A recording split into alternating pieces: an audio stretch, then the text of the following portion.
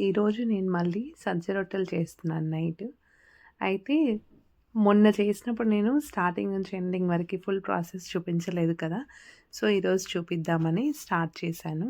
So, ముందు water boiling పెట్టుకొని బాగా మరిగాక పిండి వేసి కలుపుతున్నాను. అయితే కన్సిస్టెన్సీ ఏంటంటే వాటర్ కొంచెం 1 గ్లాస్ ఆఫ్ వాటర్ తీసుకుంటే 1 గ్లాస్ పిండి తీసుకొని కలుపుకోవాలి. మనకు కొంచెము పిండి గట్టిగా అయినట్టు అనిపిస్తే వాటర్ చల్లుకుంటూ మనం మంచిగా మెత్తగా పిసుక్కోవాలి పిండి. యాక్చువల్‌గా ఇక్కడ ఇదే మెయిన్ పాయింట్. పిండి బాగా గట్ పిసుకుతూ చేయాలి. అప్పుడే మనకి వాటిలో జిగురొచ్చేసి మనకి చపాతీ చేసుకోవడానికి వీలుగా ఉంటుంది.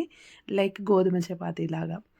అయితే ఇక్కడ ఎలాంటి క్రాక్స్ రాకుండా బాగా మెదుపుకుంటూ చేస్తే మనకి చపాతీలు ఎక్కడ విరగకుండా అండ్ సైడ్స్ కూడా నీట్‌గా వస్తాయి. సో, నేను అదే చేస్తున్నాను ఇక్కడ.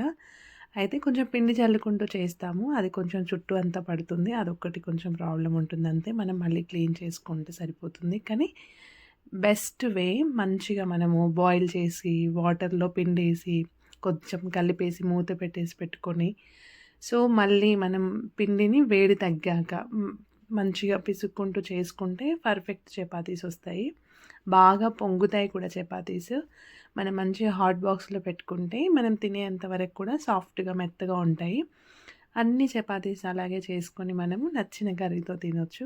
సూపర్‌గా ఉంటుంది. నాకైతే ఉల్లిపాయ కారం, వెల్లుల్లిపాయ కారం ఇంకా సజ్జ రొట్టెలు బెస్ట్ కాంబినేషన్ అనిపిస్తది వింటర్ సీజన్‌లో. చాలా సాఫ్ట్‌గా ఉన్నాయి. వేడి వేడిగా తింటే బావుంటుంది.